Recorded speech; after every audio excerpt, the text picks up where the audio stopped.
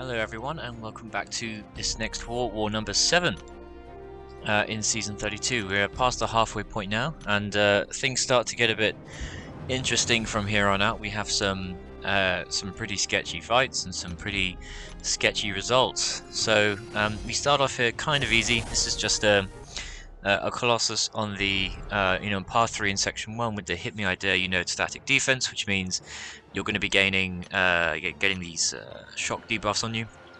Now I've taken this note before, it's in a previous video. They don't add up to much, and I think it's fine. I'll just chuck on a combat regen boost, lightly boost as well, because I don't really need all that much for here.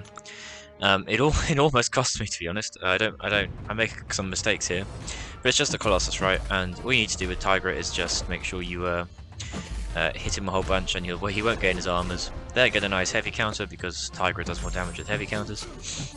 And now you can just sort of try and finish him as nice and quick as possible. Managed to get only 2 shock debuffs on me so far, and with the combat regen boost I'm more or less out damaging them. Here you can do a heavy to counter his SP1, which is another good thing about this matchup. He is however quite tanky, and you'll see here we've taken off 1/5 of his health after 30 seconds. And although we didn't take all that much damage, oh nice SP2 from distance there, we still ate quite a lot of a reasonable amount of shock damage despite the regen boost, and you'll see that we eat a lot more going forward. One thing I should also say, I forgot to mention it earlier, is that we have Kitty on the team, and the reason we have Kitty on the team is I'm not going to use her. It's just her synergy with Hydra, because they are both cats, I suppose. Where Hydra has an extended neutralize time on that passive, which is really useful for this war sort of meta, because it means that there's even more time where the opponent can't gain their buffs. Oh, there I missed my parry and take a load of damage. And here I'm thinking, oh dear, my health's a bit low. I've got those extra 2 shocks on me now, and he's taking longer than I'd like to finish him off. My health's ticking down. I'm sort of kind of just annoyed at myself really, just because look, I have won the fight now, but that was an easy fight, and I've ended it on only 1/3 of my health, so it's pretty annoying. But that was it for my section 1. And now we're going to jump to section 2, and I'm just moving up here to man thing. Section 2 is what we've seen before. This is path 7, path 8, section 2 with this Venom. I'm going to use the exact same strategy that I used before. That is to say, CGR.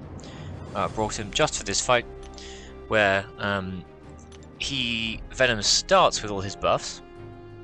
And you want to make sure that you use your SP1 as quick as possible to strip him of all of his buffs, waiting out or avoiding any unstoppable that he may get from the armors that he has, and then go to your SP2 and just destroy him using your cosmic boost, which you can see I'm applying now. I use these class boosts very frequently in war. I think they're sort of, as long as you're on top of getting them from the loyalty store, they're extremely useful. Only very rarely will they ever hinder you. You can almost always do with more power in kind of any scenario you're in. And I choose to go for an invulnerability boost here just in case something goes wrong and he gets to SP3. So yeah, that's the plan here. And so that's the plan. This fight goes pretty well. It's not quite a foolproof plan, but it's I think it's a pretty solid one. So I get lucky there. He doesn't start with any armor, so I'm free to parry and get in there. If he starts with an armor up during those first few seconds where you're both running in, he does go unstoppable, and you see it at that point. There I do the SP1, strip him of all his buffs. I'm getting power from Rich Gets Richer. Bait out the SP1, hit him a bit while he's power locked, push yourself to SP2, launch it, and you'll see my power and back up to SP3, and yeah, the fight's over. You'll just seen a bit of recoil damage there. I'm running half suicides for this fight just because, it's over that much quicker if you do. Well, it probably doesn't make a difference to be honest, but given that mastery slots are free right now, I thought I may as well chuck on half suicides for this fight specifically. And now I go to take half suicides off, and put on optimal Hydra masteries in general. I'm not quite sure what they are. I think they're probably just basic standard masteries. And then I go into my next fight, which is thing on this node here, the shared fight on path 789 in section 2. I have done this fight before with Hydra, so much like the Venom, and you'll see that it goes much the same as before. So I'll say it again: Hydra is a phenomenal counter to Thing, just because her neutralized passive reduces the chance of buffs proccing by 100%, and Thing gets his unstoppable buff when you hit him with 15 rock stacks, and you can just and then he takes damage from the rupture debuffs whenever he does. So Tiger is completely immune to the only thing that makes Thing hard. Here I get off his rock stacks anyway, which I guess if anything was a mistake because it gives him those passive furies, but it doesn't really matter. So yeah, this fight is nice and easy and over relatively quickly. I think just for the sake of time, we'll just speed it up. You've seen it all before in the other video if you want to watch it in full. But yeah, it's really not that much to worry about here. So we have 2 fights left. We have a Black Panther Civil War on a mini-boss node. Now previously we fought him on the Conflictor Prowess node, the one that has block penetration as well. But now he's on the Safeguard node, which is, I guess, easier, just because you don't have to bother with well, any of all that difficult stuff. And Tigra is going to completely wear him down with all her neutralized debuffs. So, relatively simple fight. All you need to do is, you don't even need to do all the fancy Tigra stuff. You can just parry and hit him, and you'll win pretty convincingly. Here, I foolishly, just because it's a waste, I put on, well, I guess it's not too bad because I put on 150 Mystic Boosts, 150% Mystic Boosts. I put on my 150% Mystic Boosts, but of course, on Safeguard, they're going to be doing almost nothing. In fact, they'll be doing nothing. So that, I guess it was a waste. But as I said earlier, I'm sort of on autopilot these days of just putting on those class boosts whenever possible. Invul boost just in case I take a hit. And I'm actually quite proud of this fight. I don't need to do anything fancy, but it just felt like a really nice, clean Tigra fight. I can't remember if I counter his SP1s with my heavy. I certainly should. Oh, I don't know. Oh well. But yeah, you can see here that everything that makes this fight hard, Tigra deals with nice and easy. I'm taking it nice and slow, baiting out his SP1. There I do counter it, and then I launch the SP2 at a distance. Which does all the extra damage, and you get all the extra power back from having debuffs on him. There I counter his SP1. Do I go for a second one? Oh, I do, and that's very risky. More on that later. SP2 in the corner, and yeah, finishes him off. So that was a very nice, clean Tigra fight. And now we come on to the main event. So this was a little bit later in war. You see I'm using the big 6-hour war boost just so that I can kind of move things along for the group. And now we have a Red Skull boss. Now, I did many duels for this. I knew my strategy going in. I knew exactly what I wanted to do. And the sort of main 2 things I was saying to myself over and over again is, don't hit into his block. I didn't know how much damage it would do, because of course, Red Skull, you take damage from hitting into his block when he has armor ups. I didn't know how much damage it was going to do, but I thought, just don't do it. Just don't hit into his block. Don't hit into his block. Don't hit into his block.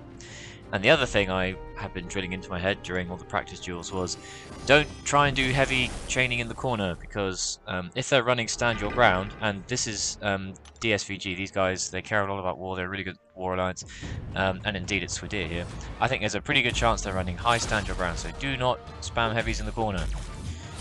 Let's see what happens. So see there, he started out with the Unstoppable, which meant I had to wait out my my passive stances. Now the thing about Red Skull is you can heavy counter his SP1, and that's the only thing that makes this fight really doable. See there, instinct kicks in, I dash in, and that's one of the 2 big mistakes you'll see me here. I hit into his block and I lose almost half my health entirely, and at that point I'm thinking, whoa, geez, you cannot do that again. Absolutely not. But I'm thinking, that's fine, I should still be able to get through this fight. You'll see I'm not countering his heavy with my heavy, because you can't do it easily. You have to do a quick light attack and then throw a heavy. There I do a nice unblockable SP1. But sorry, you can't heavy counter him easily, so in this I'm not doing it, just in case I get the timing wrong. Now, I can see here, it's been a minute, and I've taken off almost a quarter of his health. I'm feeling pretty good about this fight, and I think here I take the bait and I throw a heavy in the corner to the heavy chain. And of course, stand your ground resists for the first 2 hits, and I'm hitting into his block, and he's a Red Skull, which means I take an absolute load of damage, and suddenly I'm down to 27% on this boss fight, and that heavy counter was absolutely not worth doing. Even though I don't know why, even though I told myself over and over again before going in, don't do the heavy count, don't do the heavy chain in the corner, don't do the heavy chain in the corner. I did it. Now I'm not going to complain and say, oh, if only he dashed at me, then it wouldn't have, he wouldn't have been blocking. While that is true, it was 100% a mistake on my part. Here I sort of failed to do the proper Tigra thing, but I get off still a decent amount of damage. I'm thinking here, this is conceivably winnable. I have very little health to play with. Now there, he goes unstoppable because my neutralize isn't on him when the global kicks him. Luckily, he doesn't punish me too badly. My invul boost sort of saves me a little bit, and now I'm down to about what 10%. And I think, yeah, I don't know if I'm going to see it through this fight. Obviously, I'm going to keep going. I'm going to keep trying. I can take very limited hits to my block, but there's not much I can do here. I block for as long as I can, and now I'm down to 1%. Throw the SB2 and kind of get back up to 3%. Lucky me. And yeah, it's sort of a matter of time until I slowly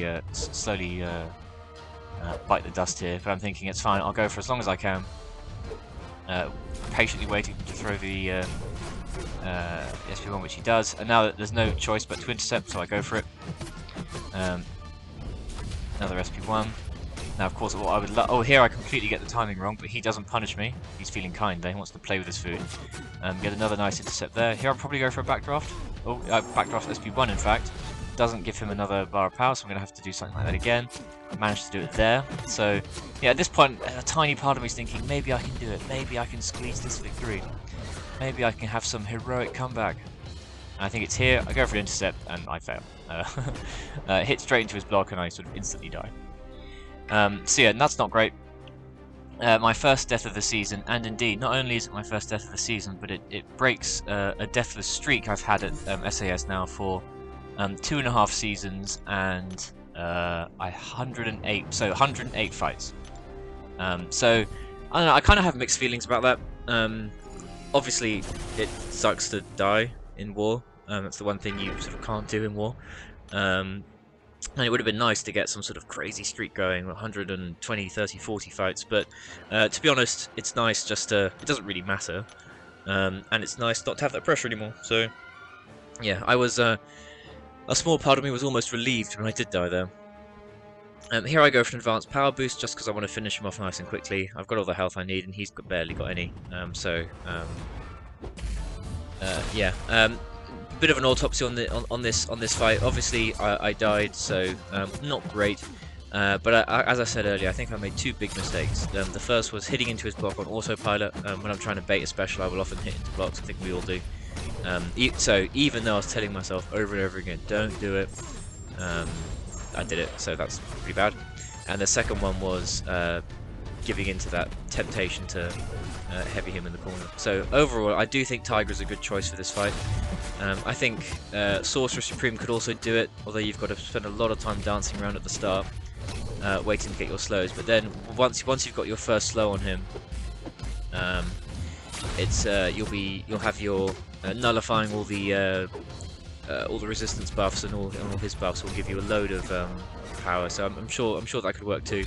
I even wonder if CGR could do it. You probably could. But yeah, Tigra's a perfectly good counter here. I just messed up, plain and simple. So yeah, you can see I seem to be doing much better here. Look at that lovely unblockable SP2, does a load of damage. And yeah, the last fifth of his health I took off very quickly and without losing much health myself. So yeah. So could have done much better. First death of the season. What are you going to do? And you'll see here that Deadly Instinct Savage, they only died once, so well played to them. They completely outplayed us. We died 10 times, which is okay. That's sort of average to bad from us. And yeah, they only died once. That's an incredible performance from them. And indeed, they only died once, and they did so in, as you'll see there, 7.632 seconds. So incredibly quick, and only one death. There's a reason these guys have the war rating they do. Almost like 200 above us. So yeah, well played to them. So yeah, overall, not too gutted that I died. And yeah, oh well. Let's see how we do in the next war. So I'll see you on the next one. Ta-ta.